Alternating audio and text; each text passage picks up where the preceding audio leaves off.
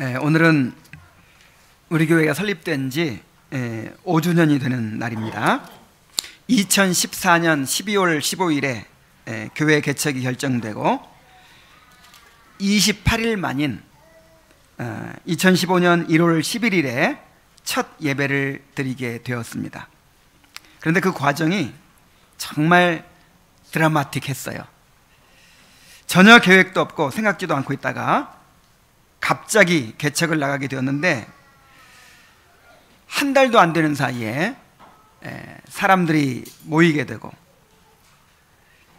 또 함께하겠던 사람들이 모이고 또 이제 이 돈이 모이고 그다음에 예배당을 얻게 되고 교회 규약을 만들고 예배 순서를 만들고 심지어 방송실까지 만들어서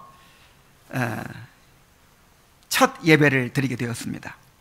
무슨 계획을 세워서 그렇게 일을 추진한 것이 아니고 하루하루 급박하게 벌어지는 상황에 따라서 그렇게 밀려가다 보니까 이렇게 되었습니다. 그때 일을 생각하면 아무리 생각해도 정말 이 일을 하나님께서 하셨다 하는 고백을 하지 않을 수가 없습니다. 그리고 그렇게 5년이 지났습니다. 지난 5년 동안 하나님께서 우리 교회에 베풀어 주신 은혜가 너무나도 놀랍습니다. 작고 연약한 교회를 주님의 은혜로 지켜주시고 영적으로나 또 육적으로나 부족함이 없이 풍성하게 채워주셨습니다. 그동안 우리가 배운 말씀들, 그리고 새롭게 보내주신 성도들, 또 새로 이룬 가정들, 새로 태어난 아이들, 한번 생각해 보세요. 새로 더해진 성도들, 한 명 더해지는 것이 정말 어려운 일이죠. 그런데 한 열 몇 분이 더해지셨더라고요. 아이들까지 하면 더 많죠. 그리고 결혼을 7쌍이 했어요. 이 조그만 교회 안에서. 아이들이 8명이 태어났어요.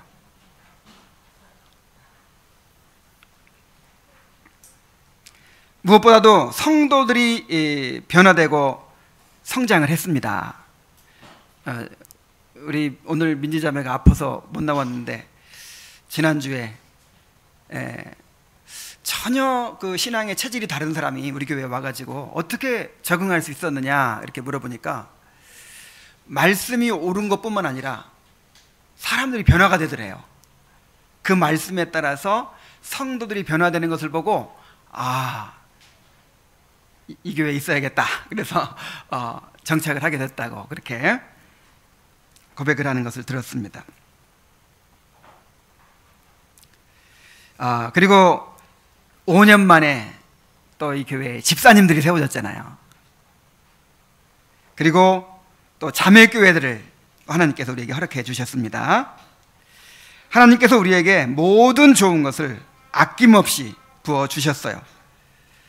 이 교회를 세워주시고 여기까지 인도해 주신 하나님께 뜨거운 감사를 드리는 오늘 예배가 되기를 바랍니다. 저는 오늘 우리가 지난 몇 주간에 함께 읽었던 출애굽기의 성막기사를 통해서 교회를 세우는 원리에 대해서 증거하고자 합니다. 이스라엘 백성이 출애굽한 지 50일 만에 시내산에 도착을 했을 때 하나님은 이스라엘 백성과 언약을 맺으시고 내가 그들 중에 거할 성소를 지으라 하고 명령하셨어요. 언약의 내용이 무엇입니까? 하나님과 이스라엘 백성 언약을 맺으셨는데 그 언약의 내용이 뭐예요? 나는 그들의 하나님이 되고 나는 너희 하나님이 되고 너희는 내 백성이 되리라 하는 것이죠. 자, 하나님께서 이스라엘 백성이 하나님이 되고 이스라엘 백성은 이제 하나님의 백성이 되려면 된다는 것은 이제 함께 산다는 거예요. 함께 살려면 하나님이 살 집을 지어야죠.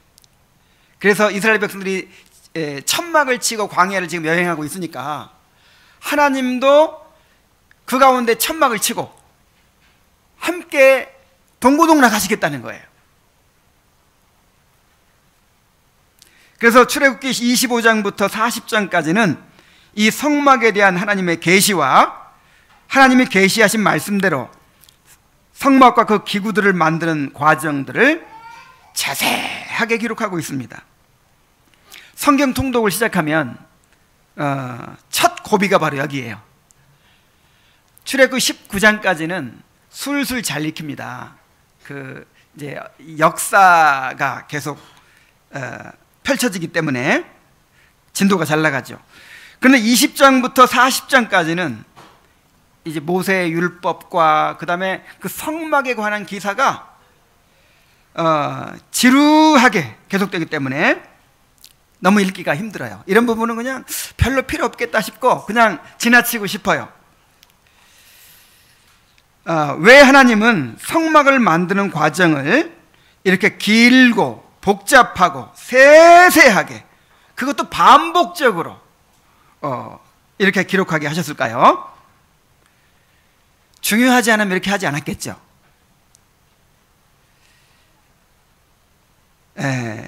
이 성막을 통해서 보여주고자 하신 것이 있는 거예요. 자, 무엇을 보여줍니까?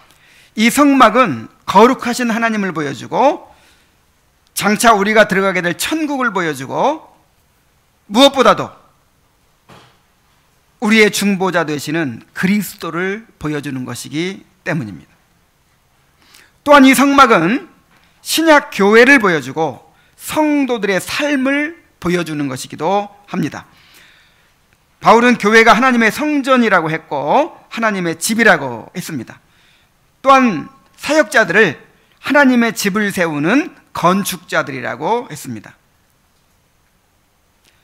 그러므로 우리는 이 성막을 세우는 과정을 통해서 우리가 이 교회를 어떻게 세워가야 할지 그 원리를 발견할 수 있습니다.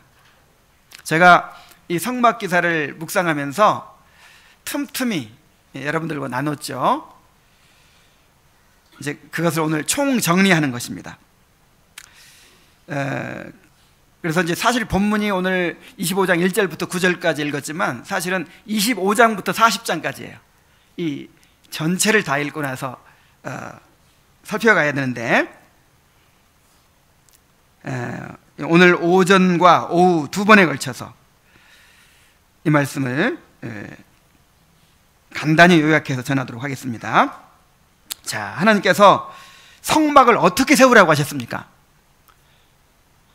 오늘날의 성막인 오늘날의 하나님의 성전이 교회를 어떻게 세우기를 원하십니까? 네 가지 아주 반복해서 강조되는 네 가지가 있어요. 그 네 가지를 한번 살펴보도록 합시다. 자, 첫 번째로 그들이 나를 위하여 지켜하라 하는 원리예요. 이 백성들의 헌신을 통해서 이 성막을 세우게 하셨다는 것입니다. 자, 먼저 성막을 짓는 데 필요한 모든 재료를 백성들로 하여금 예물로 드리게 하셨어요. 자, 2절부터 7절까지를 다시 한번 읽겠습니다. 이스라엘 자손에게 명령하여 내게 예물을 가져오라 하고 기쁜 마음으로 내는 자가 내게 바치는 것을 너희는 받을지니라.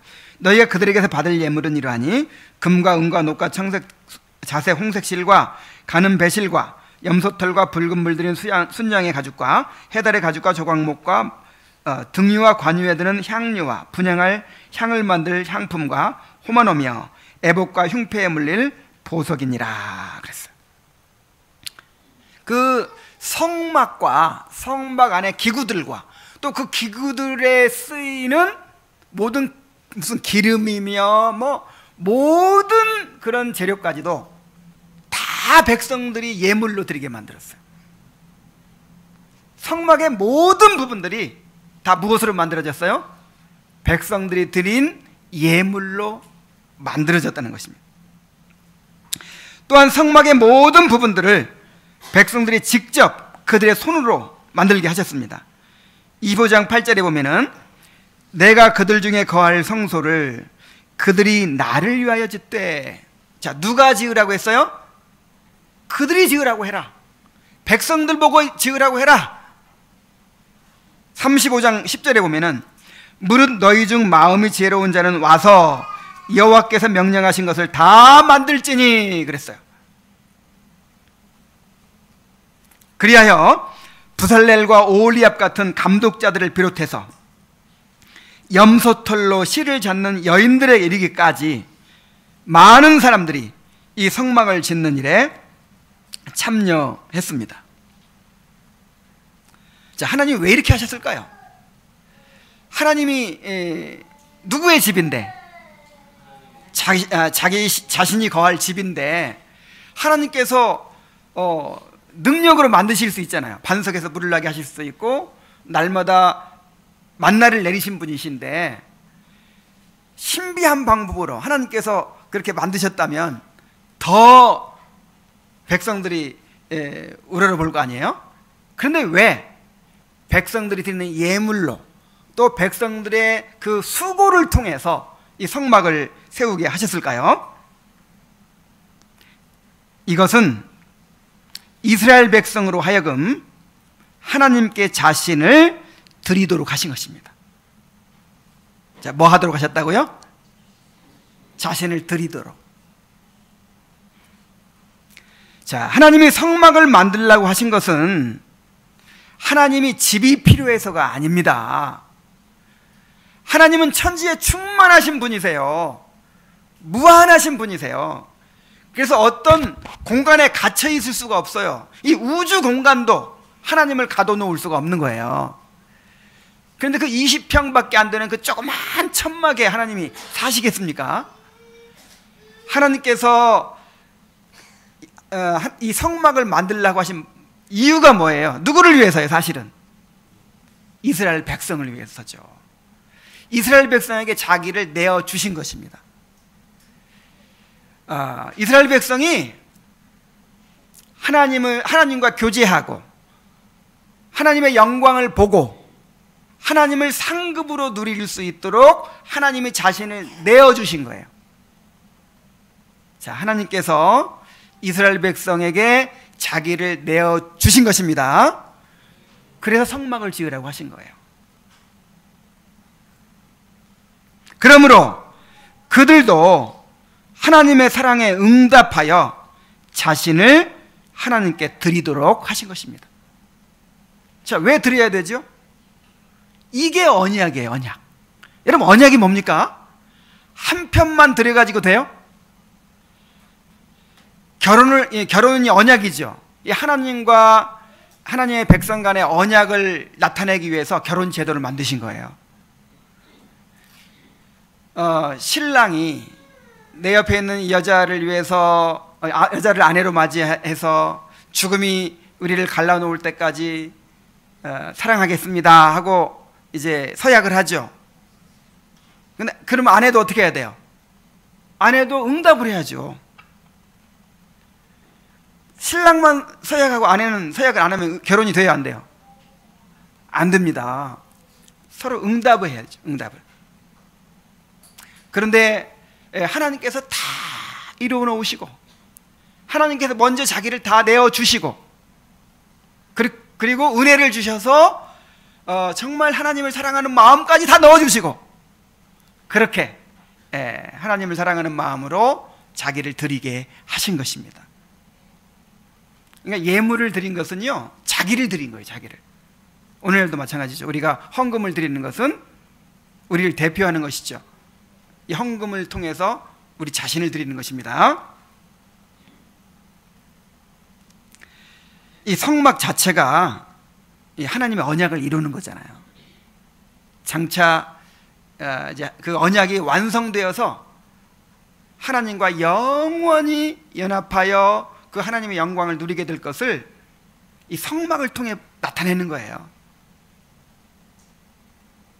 그래서 이제 이스라엘 백성에게 그 사랑에 응답하여 자기를 드리도록 기회를 주신 거죠. 기회를. 이것은 또한 하나님께서 이스라엘 백성을 하나님을 섬기는 제사장 민족으로 삼아주셨다는 것을 의미합니다. 이스라엘 백성은 애굽에서 비참한 노예 생활을 했어요. 그들이 노예로서 한 일이 무엇이었습니까? 바로의 국고성을 짓는 일을 했어요.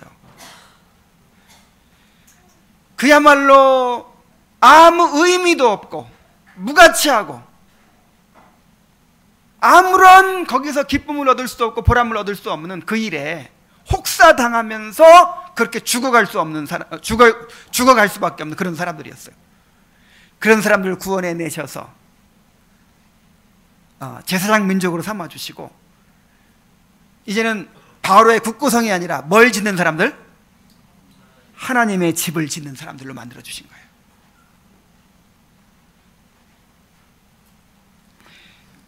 그러므로 그들의 손으로 그들의 헌신을 통해서 하나님의 성소를 짓게 하신 것은 그야말로 큰 은혜였습니다.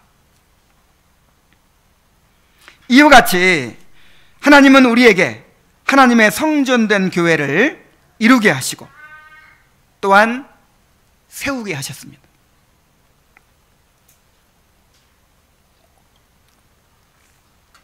신약 성경은 성도들 한 사람 한 사람이 성전을 이루는 부분이며 또 이 성전의 제사장들이라고 말합니다. 베드로전서 2장 5절에 보면은 너희도 산 돌같이 신령한 집으로 세워지고, 그러니까 우리가 성전의 재료들이에요. 성전을 이루는 부분들이에요. 그 성막에 이제 이 48장의 그 널판을 연결해 가지고 만들거든요. 그 48장의 그 널판들이 다 누구를 상징하죠? 우리 구원받은 성도를 상징하죠. 구원받은 성도들이 하나님의 성전을 이루는 것입니다. 서로 하나가 되어서 하나님의 성전을 이루는 것입니다. 그래서 너희도 산 돌같이 그 성전의 그 돌 하나하나가 다 쌓여가지고 건물이 이루어지듯이 우리가 성전의 그 한 부분들이라는 거예요. 예수 그리스도로 말미암아 하나님이 기쁘게 받으실 신령한 제사를 드릴 거룩한 제사장이 될지니라. 성전의 부분일 뿐만 아니라 그 성전 안에서 하나님을 섬기는 제사장이기도 하다는 거예요. 또한 성도들 모두가 그리스도의 몸의 지체이며 그리스도의 몸을 이루는 사람들이라고 말합니다. 고린도서 12장 27절에 보면은 너희는 그리스도의 몸이요 지체의 각 부분이라 그랬어요. 자, 에베소서 4장 16절에 보면은 그에게서 온 몸이 각 마디를 통하여 도움을 받음으로 연결되고 결합되어 각 지체의 분량대로 역사하여 그 몸을 자라게 하며 사랑 안에서 스스로 세우느니라.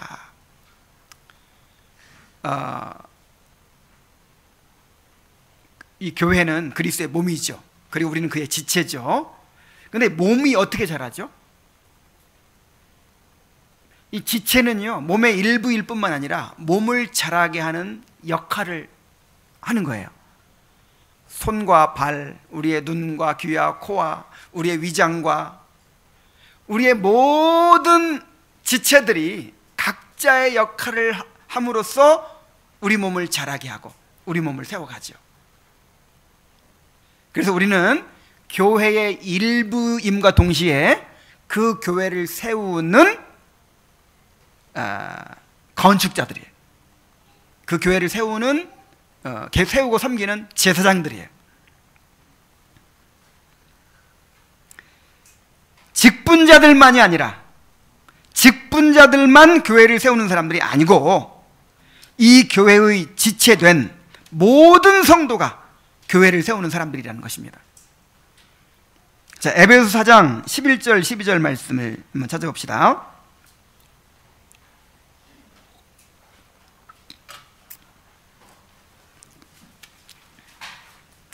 그가 어떤 사람은 사도로, 어떤 사람은 선지자로, 어떤 사람은 복음 전하는 자로, 어떤 사람은 목사와 교사로 삼으셨으니. 자, 하나님께서 교회에 직분자들을 주신 목적을 얘기합니다. 이는 성도를 온전하게 하며, 이 온전하게 한다는 말은 갖추게 한다 그런 뜻이에요. 무장시킨다 그 뜻이에요. 뭐 하도록? 봉사의 일을 하도록. 그러니까 이렇게 뭔가를 갖춰져야, 성장하고 뭔가 훈련이 돼야 뭘 할 수 있어요? 봉사의 일을 하죠. 그래서 성도를 온전하게 하여 봉사의 일을 하게 하며, 그리고 뭐 하도록? 그리스도의 몸을 세우려 하심이라. 여러분, 교회는 목사만 교회를 세우는 게 아니에요.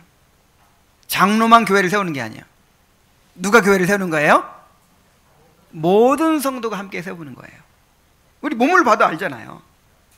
모든 지체가 몸을 함께 세우는 것입니다.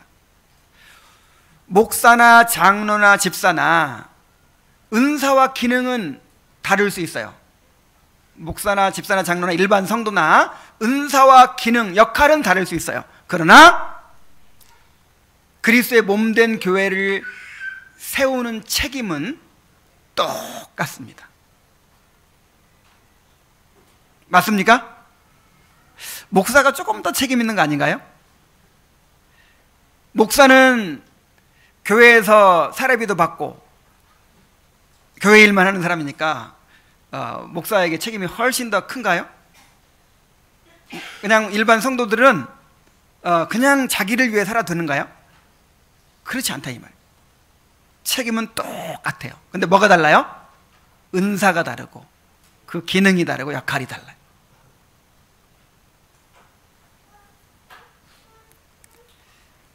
자, 그런데 우리를 성전을 이루는 부분이라고 말하기도 하고, 성전을 세우는 건축자처럼 말하기도 하고, 성전에 섬기는 제사장으로 말하기도 합니다. 참 뭔가 논리가 안 맞죠? 자, 왜 이렇게 말하고 있을까요? 이것은 장차 우리가 하나님의 영광을 누리며 영원히 하나님을 예배하며 살게 될 것을 이제 보여주는 것이죠. 그래서 교회를 세우는 일은 바로 이 땅에서부터 하늘의 삶을 연습하는 거예요. 우리 하늘에 가면 무슨 일 하죠? 천국 가면 무슨 일 하죠? 영원토록 하나님을 알아갈 것이고, 영원토록 하나님과 교제할 것이고, 그 하나님을 예배할 것입니다. 하나님을 찬양하며 영광을 돌리게 될 것입니다. 우리가 성전이 되어서 하나님을 모시고 그렇게 살아갈 거예요. 그것을 이 땅에서부터 준비하고, 준비입니다. 이게 이제 우리의 구원을 이루어가는 과정이에요. 우리의 영광을 이루어가는 과정이에요. 또 연습하고 그것을 맛보고 누리는 거예요. 그러므로 모든 성도가 교회를 세우는 일에 자신을 드려야 합니다.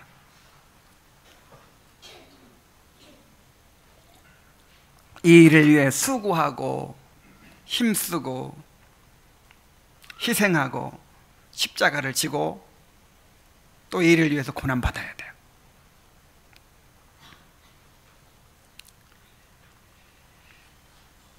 저는 우리 교회 성도들이 말씀을 배울수록 점점 이제 시야가 달라지고, 처음엔 나만 생각했었는데 점점 주위를 둘러보게 되고 교회를 생각하게 되고, 점점 이렇게 시야가 넓어지고 섬김이 많아지는 것을 통해서 성도들이 성장하고 있구나, 이것을 느끼고 있어요.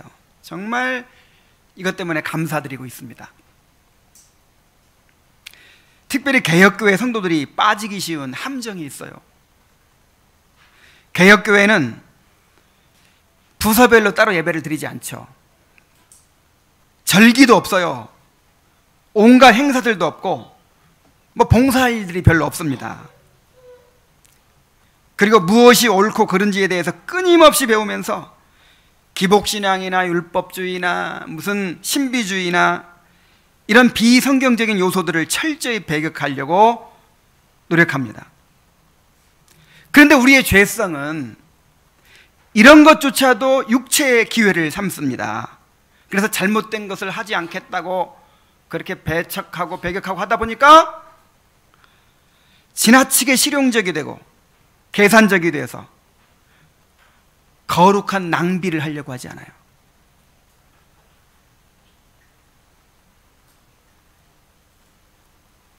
꼭 기도한 대로 되는 게 아니야. 하나님의 작정대로 되는 거야. 그러면서 기도하지 않아요.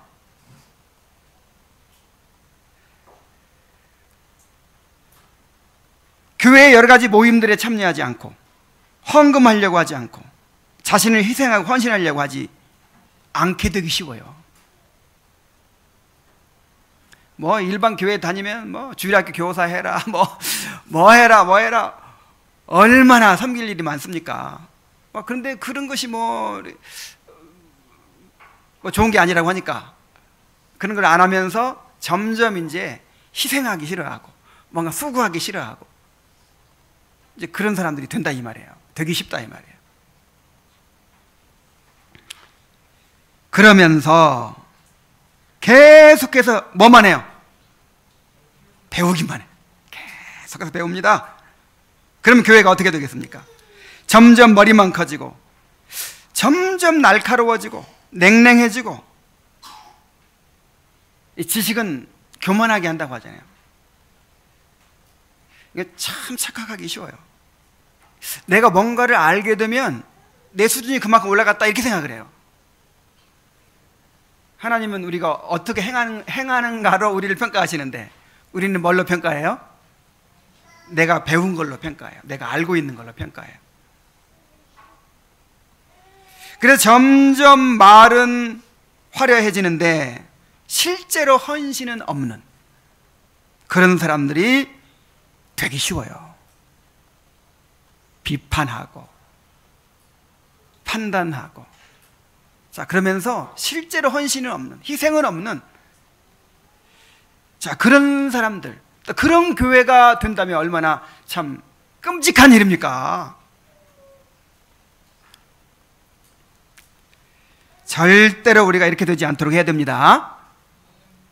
말씀을 배워갈수록 성도들이 더 기도를 많이 하게 되어야 돼요. 하나님께서 우리에게 허락하신 모든 복은 우리가 믿음을 통해서 그것을 바라보게 되고 그 다음에 무엇을 통해서 받게 된다? 기도를 통해서 받게 된다 그랬어요. 기도를 통해서. 그래서 말씀을 들으면 뭐가 많이 생겨요? 기도 제목이 많이 생기는 거예요. 기도 제목이. 그래서 말씀을 배우면 배울수록 기도가 많아져야 돼요. 더 모이기를 힘써야 됩니다. 이 칼빈의 제네바 교회 배우셨죠? 뭐 주일 오전 오후 예배뿐만 아니라 아예 수요일도 모든 예배 순서를 갖춰가지고 다 그렇게 예배 형식을 하면서 아예 그냥 수요일 그 오전을 일을 하지 못하게 했어요. 모든 일을 다 쉬고 참석하게 했어요. 그 다음에 수요일만 있는 게 아니에요.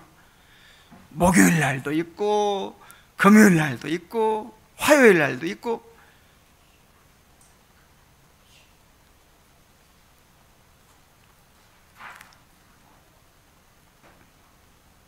우리가 이 목욕물을 버리면서 아기까지 버리는 그런 우를 범해서는 안 됩니다. 우리가 막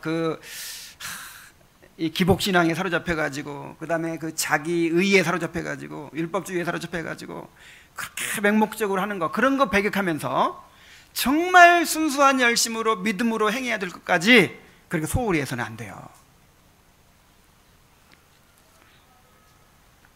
점점 주님을 알아갈수록 거룩한 낭비를 많이 하게 되시길 바랍니다.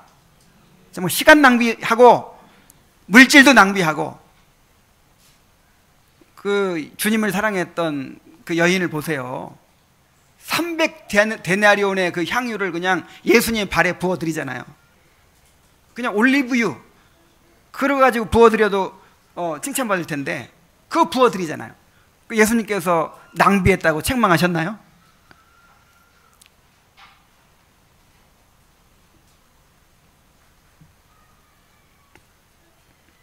교회를 세우는 일은 그리스도의 고난에 참여하는 일입니다. 여러분, 신앙생활이라고 하는 것이 그렇게 낭만적인 게 아니에요. 아이를 낳아서 키우는 거, 여러분, 이게 어떻습니까? 참 재밌는 일인가요? 얼마나 이뻐요. 그 이쁜 애기들 키우는 게 얼마나 즐거운 일인가요? 실제로 그걸 경험한 사람은 어때요? 이게 정말 장난이 아니죠. 눈물 없이, 고난이 없이 이게 이루어집니까?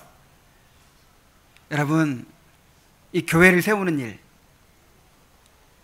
이 신앙생활이라고 하는 것은 절대로 낭만적인 것이 아니에요.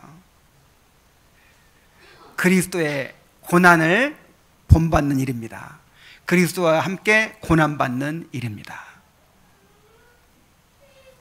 로마서 8장 17절에 자녀이면 또한 상속자, 곧 하나님의 상속자요 그리스도와 함께한 상속자니 우리가 그와 함께 영광을 받기 위하여 고난도 함께 받아야 될 것이니라. 근데 이 고난이 무슨 고난이겠어요? 이 교회를 세워가기 위한 그 고난이에요. 그리스도의 몸된 교회를 섬기기 위한 고난이에요. 골로새 1장 24절에 바울이 그렇게 고백합니다. 나는 이제 너희를 위하여 받는 괴로움을 기뻐하고 그리스도의 남은 고난을 그의 몸된 교회를 위하여 내 육체에 채우노라. 그리스도께서 남겨놓으신 고난이 있대요. 물론 우리의 구속을 이루기 위한 고난은 완전히 이루셨습니다. 그것이 남았다고 하면 큰일 나요. 우리의 구속을 이루기 위한 고난은 완전히 다 이루셨어요. 그런데 남은 고난이 있다니 무슨 고난이겠습니까?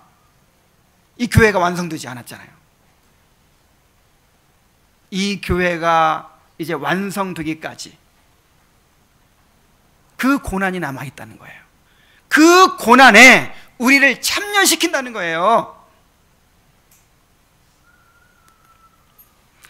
우리는 그리스도의 남은 고난에 참여하도록 부름받은 사람입니다.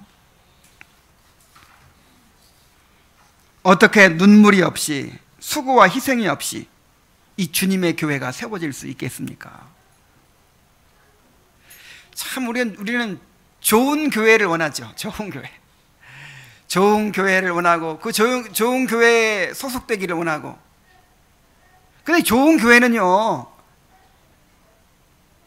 고난을 통해 세워가는 거예요. 함께.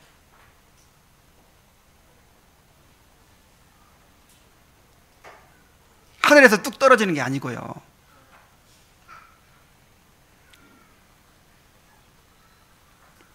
아무런 수고와 희생이 없이 그렇게 세워지는 교회라면 그 교회가 무슨 가치가 있겠습니까?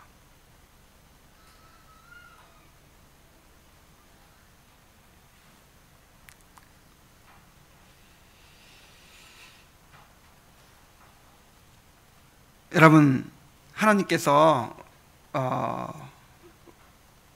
우리를 교회를 세우도록, 교회를 섬기도록 이렇게 불러주신 것은 우리를 위해서 은혜를 베푸신 것입니다. 우리 몸의 지체 중에서 쓰지 않은 지체는요, 약해질 수밖에 없어요. 혹시 팔을 다쳐가지고 기부스를 한번 해본 사람은 알 거예요. 한 몇 달만 기부스하고 있어도 어때요?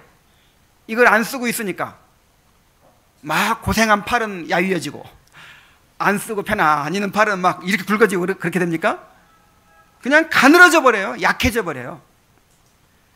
자, 우리의 이 몸의 모든 지체들이 활발하게 몸을 위해서 활동함으로써 이제 건강해지고 성장하듯이 그리스도의 몸의 지체들도 이 몸된 교회를 위해서 헌신하고 희생하고 자기를 들여서 섬김으로써 그리스도의 생명력을 누리게 되는 거예요. 자, 그리스도의 생명을 누리는 방법이 뭐예요? 몸을 섬김으로써, 각자 이 지체의 역할을 감당함으로써 머리 되신 그리스도의 그 생명력을 공급받게 되는 것입니다. 마음을 다해서 이 교회를 함께 세워가는 성도들이 되길 바랍니다. 자, 주님께서 성막을 어떻게 세우라고 하셨어요? 그리고 주님께서 이 주님의 교회를 어떻게 세워가기를 원하십니까? 모든 성도가 함께 정말 헌신해서 눈물과 피와 땀을 통해서 그렇게 이 교회를 세워가기를 원하십니다. 자, 그리고 두 번째로 강조되는 원리가 있어요. 그것은 뭐냐면 자원하여 기쁨으로 드리게 하라 하는 거예요. 하나님께서는 성막을 위하여 하나님께 예물을 드리되 기쁜 마음으로 드리게 하셨습니다. 이 두 번째 대지는 첫 번째 대지와 좀 이렇게 겹치는 느낌도 있는데, 이 부분이 하도 강조가 돼서 기쁨으로 하라, 기쁨으로 드리라, 기쁨으로 드리는 자에게 받으라, 이것이 많이 강조가 되었기 때문에 이렇게 따로 이제 구성을 했어요. 자원하여 기쁨으로 드리라는 명령이 여러 번 반복됩니다. 25장 2절에 보면은 이스라엘 자손에 명령하여 내게 예물을 가져오라 하고 기쁜 마음으로 내는 자가 내게 바치는 모든 것을 너희는 받을지니라. 자, 아무한테나 받지 마. 아무한테나 받지 마. 누구한테 받아? 기쁜 마음으로 내는 자가 드리는 것을 받아라. 또 35장 2절에 보면은 마음에 원하는 자는 누구든지 그것을 가져다가 여호와께 드리라. 뭐 하는 자는? 마음에 원하는 자. 그러니까 하나님은 하나님께 예물을 드리고 하나님께 헌신을 하되 마지못해서 억지로 하는 것을 받으실 수 없다는 거예요. 어떻게 드리기를 원하신다고요? 자원해서 기쁘게 드리기를 원하신다는 것입니다. 이렇게 명령만 많이 반복되는 것이 아니고 이스라엘 백성이 자원하여 기쁨으로 예물을 드렸다는 사실이 반복해서 강조됩니다. 35장 21절에 보면은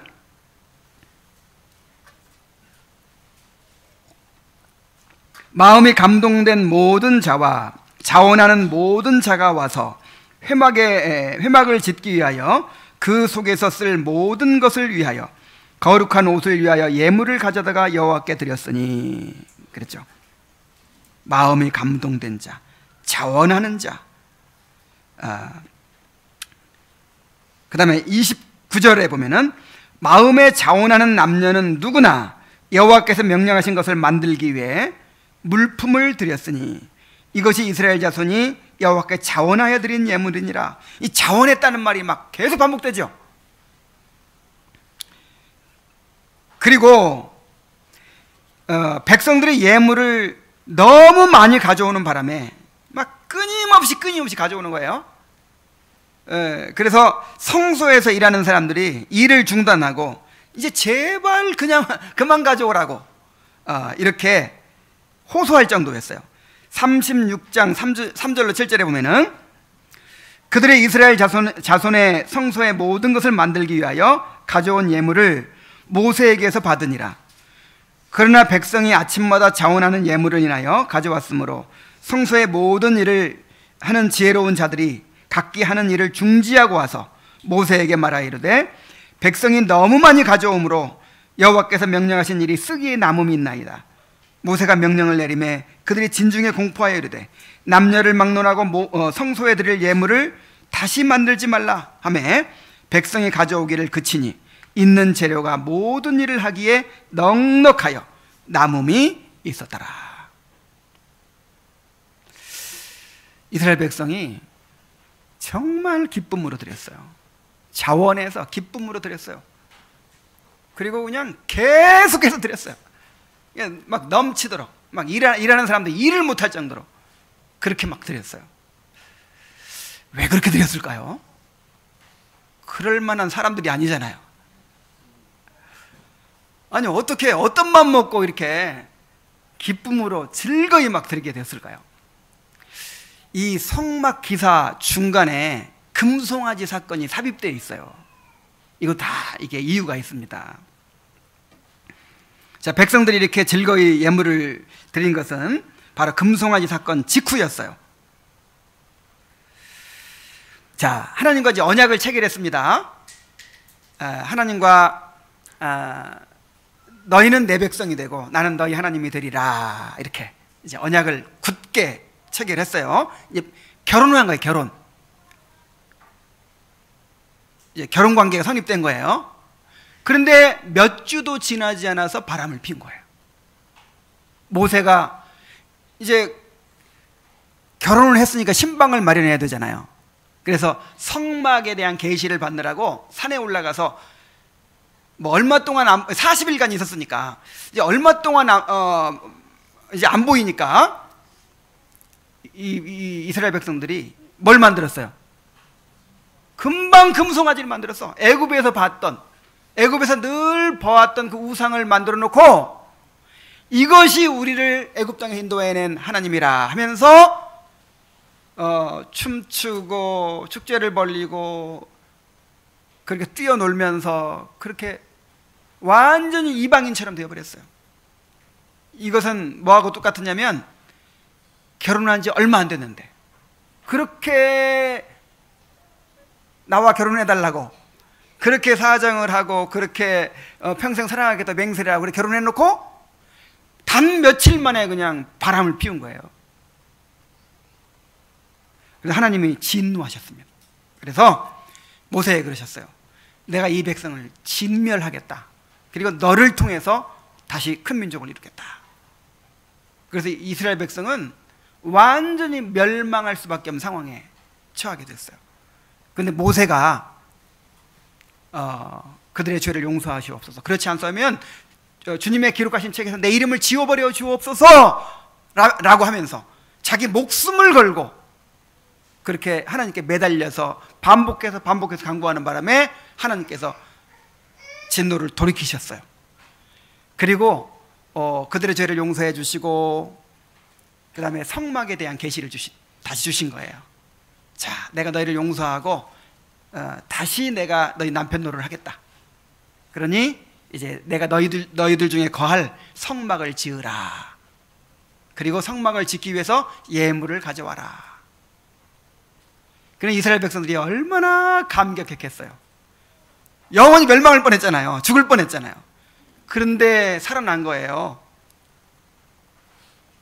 그래서 자기들을 용서해 주시고 다시 받아주시고 그런 이 부패하고 그렇게 완악한 이 자기 같은 사람들을 위해서 함께 장막을 치고 거하시겠다고, 그렇게 성막을 지으라고 하시는 은혜가 너무 감사하잖아요. 그래서 즐거이 아낌없이 기쁘게 그렇게 드릴 수가 있었던 것입니다. 자, 우리도 이렇게 하나님의 은혜에 감사하여 기쁨으로 헌신하는 사람들이 되어야 합니다. 우리가 어떠한 은혜를 받았는지 그리고 어떠한 은혜를 누리고 있는지를 한번 생각을 해보세요. 우리는 영원한 멸망의 구렁텅이에서 건짐을 받았어요. 그리고 이스라엘 백성이 금송아지를 만들었던 것처럼 우리는 끊임없이 바벨탑을 쌓고 금송아지를 만들어서 하나님의 진노를 유발하는 죄인들입니다. 텔레비전 가끔 보면 이런 개그 같은 게 있잖아요. 이렇게 연인이 둘이 가다가 남자가 이쁜 여자 지나가면 이렇게 쳐다봐요. 쳐다보면 이제 막 혼나고 그러죠. 우리는 꼭 그런 사람하고 똑같아요. 하나님과 결혼을 했는데 하나님이 우리의 남편이신데 끊임없이 자꾸만 다른 남자를 쳐다봐요. 자꾸만 바람을 피워요. 금송아지를 만들어요. 그런데 우리의 부패와 연약함에도 불구하고 하나님은 우리와 함께 거하시기 위해서 우리에게 하나님의 성전이요 그리스도의 몸된 교회를 허락해 주셨습니다. 여러분, 이 교회가 하나님의 성전이에요. 그러니까 우리가 하나님을 만날 수 있고 하나님과 교제할 수 있는 그런 은혜의 통로예요. 하나님께서 우리에게 허락하신 모든 복은 다 어디를 통해 누릴 수 있어요? 교회를 통해서. 교회를 통해서.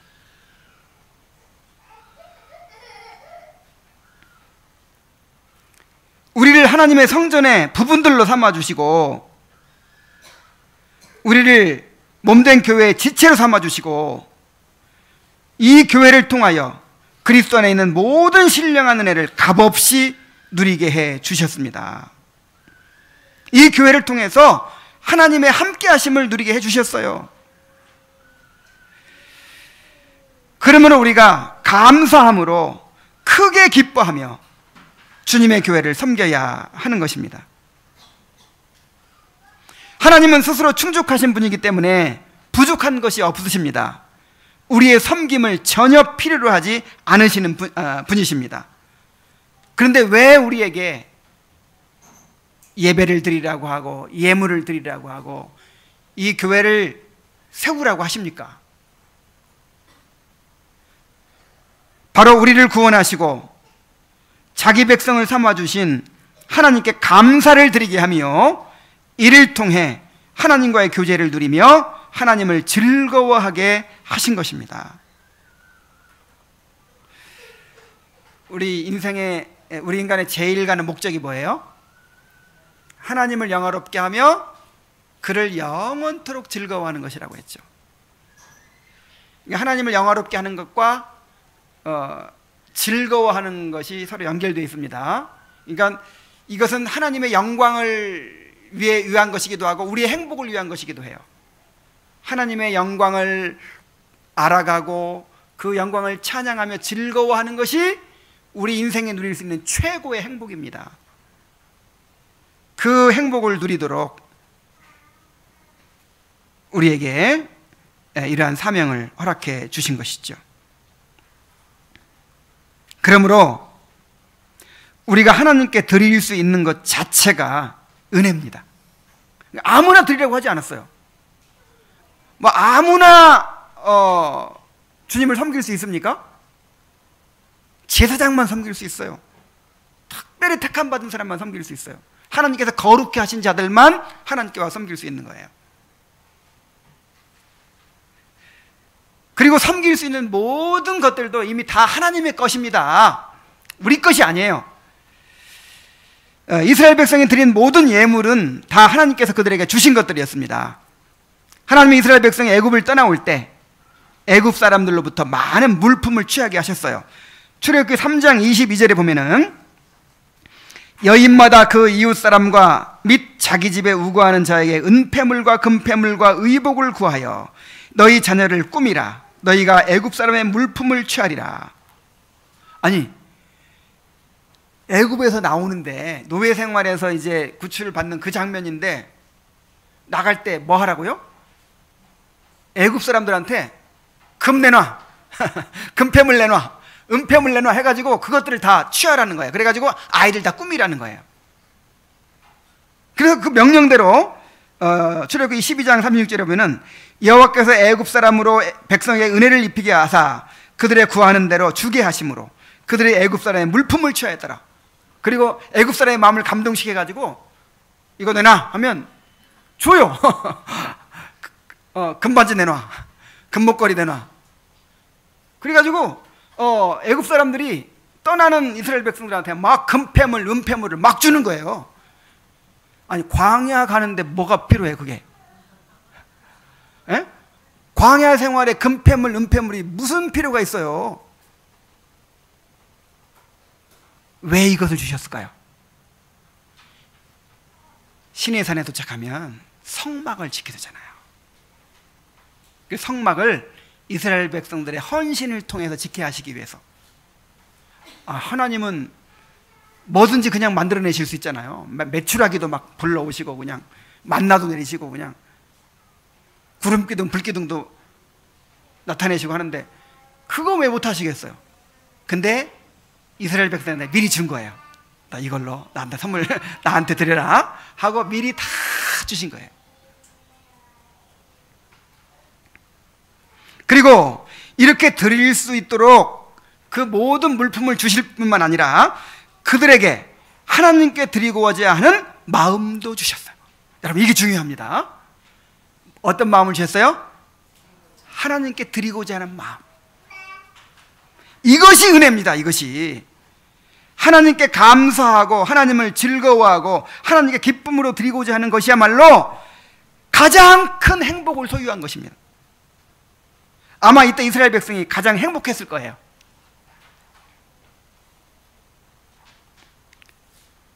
만일 이러한 은혜가 없었다면 여러분,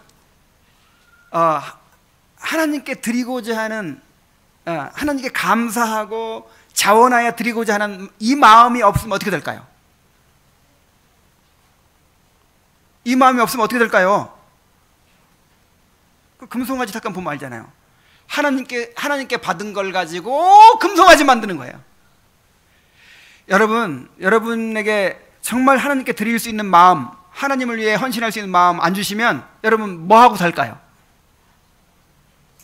하나님께 주신 모든 걸 가지고, 건강 가지고, 시간 가지고, 물질 가지고 뭐하고 살아요? 금송아지 만들어 놓고 놀아요.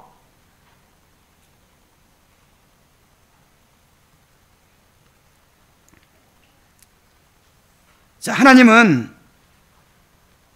그래 금송아지나 만들다가 멸망하고 말 그런 사람들을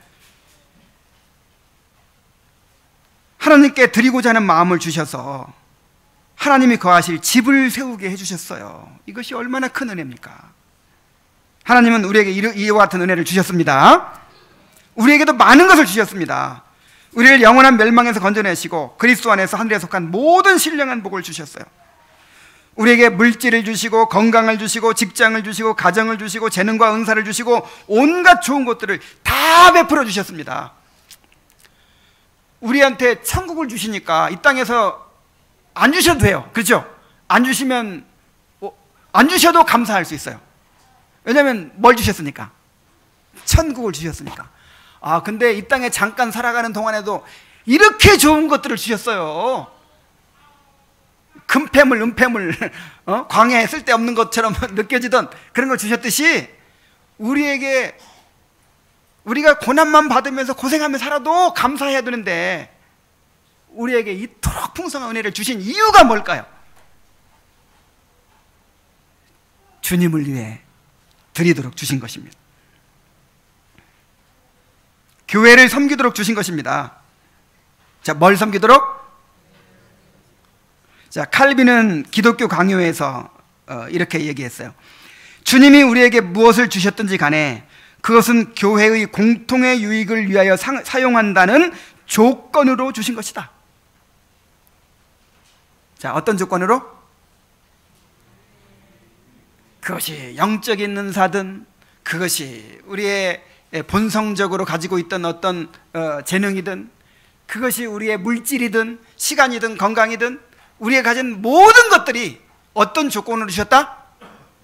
교회의 공통의 유익을 위하여 사용한다는 조건으로 주셨다. 자, 왜 그럴까요? 왜? 우리가 그리스도의 몸된 교회의 지체이기 때문입니다. 지체이기 때문에. 자, 우리는 개인 따로따로 부름받은 게 아니라 그리스도의 몸의 지체로 부름받은 거예요. 지체로. 교회의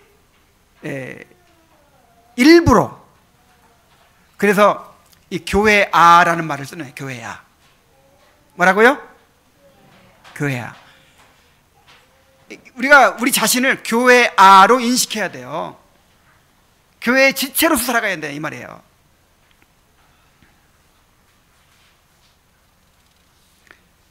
자, 하나님은 우리에게 이런 모든 것들을 주실 뿐만 아니라 은혜로 주신 것들을 알게 해주시고 감사함으로 하나님을 섬기게 해주셨습니다. 자, 어떻게 섬기게 해주셨다고요? 감사함으로. 감사함으로 섬기게 해주셨어요. 여러분, 하나님이 위협해가지고 너희들 그렇게 하면 구원받지 못해, 너희들 그렇게 하면 지옥 가, 너희들 그렇게 하면 벌 줄 거야 이러면서 하라고 해도 해요, 안 해요? 하죠. 애굽 사람들이 이스라엘 백성이 애굽에서 그렇게 순종했잖아요. 채찍으로 맞아가면서 그렇게 바로의 국고성을 짓는 일에 혹사를 당했잖아요. 하나님께서 그렇게 우리에게 명령하셔도 우리는 순종해야 돼요. 그런데 하나님은 그런 방법으로 하지 않으셨습니다. 우리에게 먼저 모든 걸 다 주셨어요. 모든 걸 다 베풀어 주셨어요. 그리고 우리 마음 가운데 은혜를 주셔서 하나님을 사랑하는 마음을 주시고 감사하는 마음을 주시고 드리고자 하는 마음을 주셔서 자원하여 기쁨으로 드리게 하셨습니다. 그래서 하이델베르크 요리문답은 그리스도인의 삶을 한마디로 어떤 삶이라고 요약하죠? 감사의 삶. 무슨 삶? 감사의 삶. 우리는 예배도 감사로, 기도도 감사로, 섬김도 감사로, 모든 일이 다 감사로 하는 거예요. 감사로, 기쁨으로 하는 거예요. 이것이 이제 하나님의 백성의 삶이죠.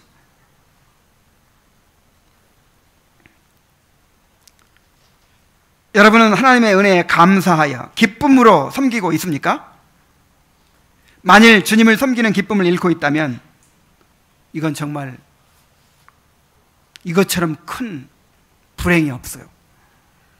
이것은 은혜가 메말랐다는 증거입니다. 육신의 지배를 받고 있다는 증거입니다. 영혼이 병든 상태에 있다는 증거입니다. 다윗은 범죄한 후에 자원하는 심령을 주사 나를 붙드소서라고 간구했어요. 만일